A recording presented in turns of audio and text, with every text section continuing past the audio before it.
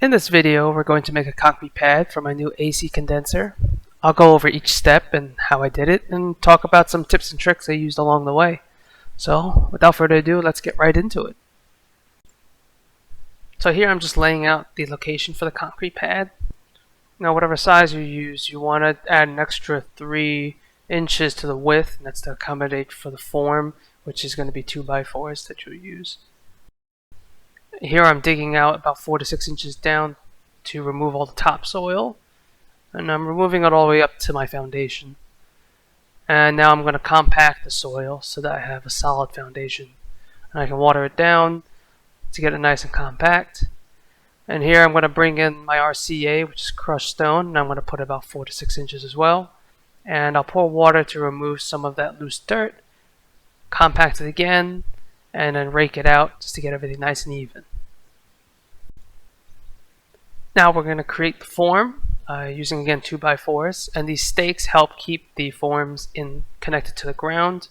I'm just getting everything level and making sure that I'm going to get the form square as well. So here I'm doing a bunch of measurements and I'm trying to adjust my forms. I'm going to cut the pieces so that they fit the size. And one thing to keep in mind also is that you want a proper pitch when you're connecting to a foundation. So the correct pitch to use is a 1/4 of an inch per foot slope, and that's what I'm doing here. So I'm adjusting, hammering things in, using my level, and when I'm ready I'm just going to lock it in using exterior like 3-inch screws. Yep, there it is. That's the part where I'm adjusting for slope.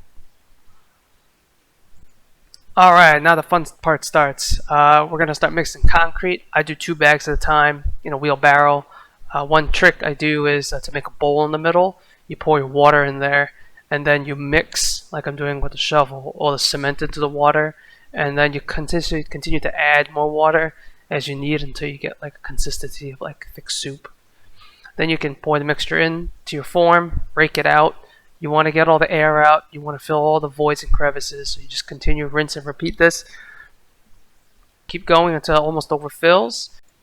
Now to level it out, we're going to use a 2x4 that's longer than the forms. And we're going to move side to side while we move down to remove all the excess and smooth it out. 2 hours later.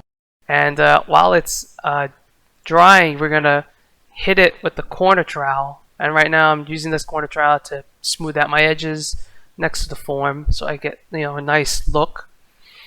And we're just going to finish all the edges here except the one on the foundation, the back. We're just going to leave it nice like that.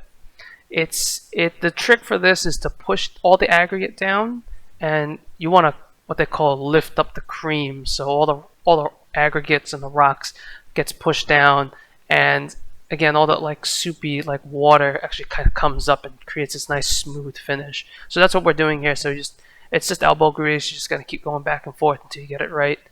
Now in the center I'm just using my magnesium float, and I'm just again smoothing out the edges. Another trick is whenever you're using your floats, whatever leading edge you're moving with, you want it to be lifted up. That way the back end kind of pushes and smooths out as you move across. Kind of like if you've ever gone snowboarding. 1 eternity later. I think it was like another 2 hours. And then you see I used a broom there. You can't use a broom until it's dried enough.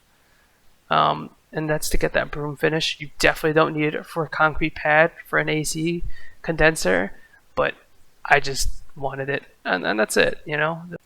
Definitely was overkill for the need, but it came out really nice. I'm really happy with the way it looks, and I had a lot of fun.